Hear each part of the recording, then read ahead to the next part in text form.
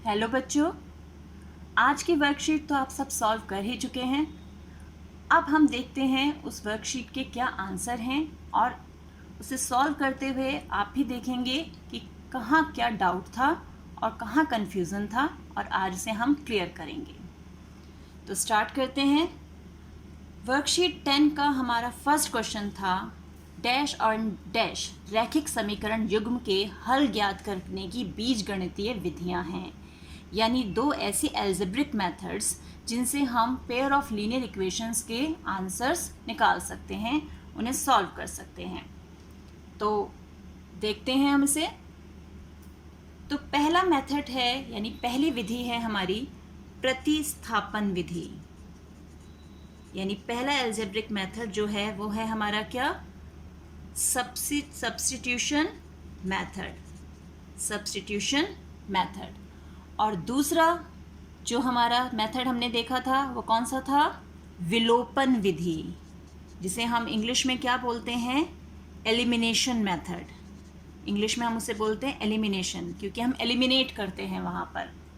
तो ये दो मेथड्स हैं, दो एल्जेब्रिक मेथड्स, बीजगणितीय विधियां जिनसे हम पेयर ऑफ लीनियर इक्वेशंस को सॉल्व कर सकते हैं, रैखिक समीकरण युग्म को हल कर सकते हैं।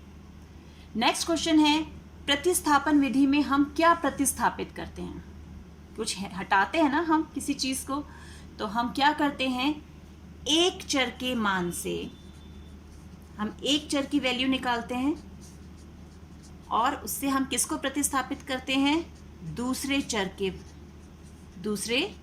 को, यानी by using value of one variable we substitute, हम एक वेरिएबल की वैल्यू को दूसरे चर में यानी दूसरे वेरिएबल में सब्स्टिट्यूट करते हैं।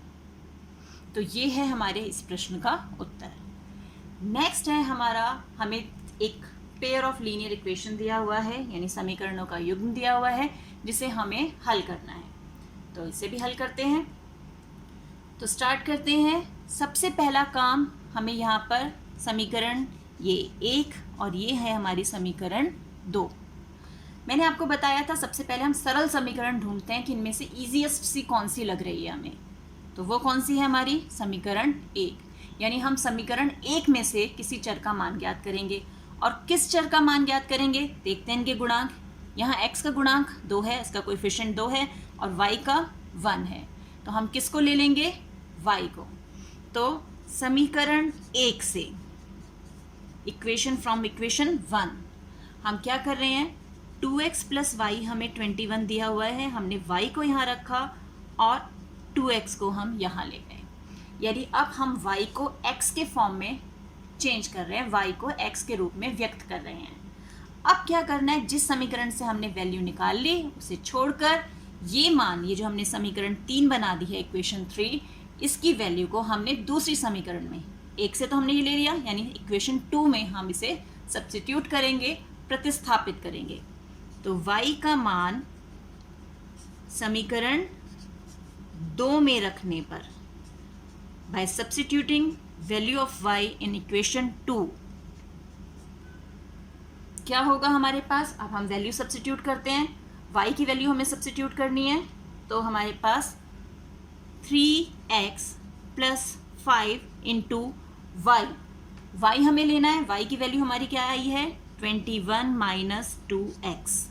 देख रहे हैं हमने वैल्यू को सब्स्टिट्यूट किया है, y की जगह हमने ये वैल्यू रख दी, इज इक्वल टू 49। अब हमें इसे सिर्फ हल करना है। ये हो गया 3x जमा, अब ब्रैकेट को मल्टीप्लाई कर देंगे, 5 इंटू 21, ये आ गया 105, और ये हो गया 10x इज इक्वल टू 49। अब क्या करना है, x की टर्म्स को हम यहाँ रखेंगे और नंबर्स को राइट हैंड साइड पे ले जाएंगे। तो 3x माइनस 10x, यहाँ तो हो गया माइनस 7x बराबर 49 minus 105।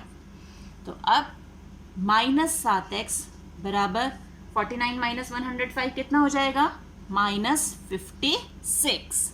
Minus minus cancel, x आ गया 56/7, इसको कैंसिल करेंगे तो हमारे पास x की वैल्यू आ गई 8। अब जब हमें x मिल गया, हमें क्या करना है, लास्ट स्टेप, इसे समीकरण 3 में यानी इक्वेशन 3 में हमें सिर्फ x की वैल्यू को पुट करना है।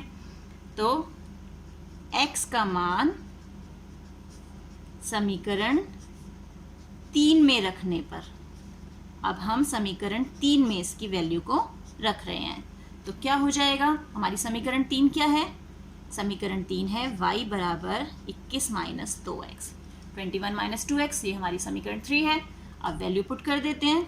21 माइनस 2x कितना आया हमारे पास? 8, यानी 2 इंटू 8, तो y is equal to 21 minus 2 8 16, तो y की वैल्यू आ गई 5। तो हमारा आंसर क्या हो गया? आंसर है x is equal to 8 and y is equal to 5।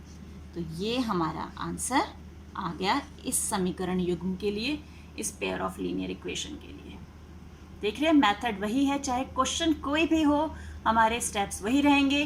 पहले सिंपल इक्वेशन को ढूंढना, उसमें से एक वेरिएबल की वैल्यू लेना, दूसरी इक्वेशन में पुट करना, और लास्ट में एक वेरिएबल वैल्यू मिल जाने के बाद दूसरे चर की वैल्यू निकाल लेना। आई होप आपके जो भी इस वर्कशीट से रिलेटेड या इस टॉपिक से रिलेटेड डाउट्स होंगे वो क्लियर हो गए होंगे और आप इससे रिलेटेड क्वेश्चंस को और अच्छे से हल कर पाएंगे। तो मिलते हैं एक और वीडियो में, तब तक keep practising and enjoy maths.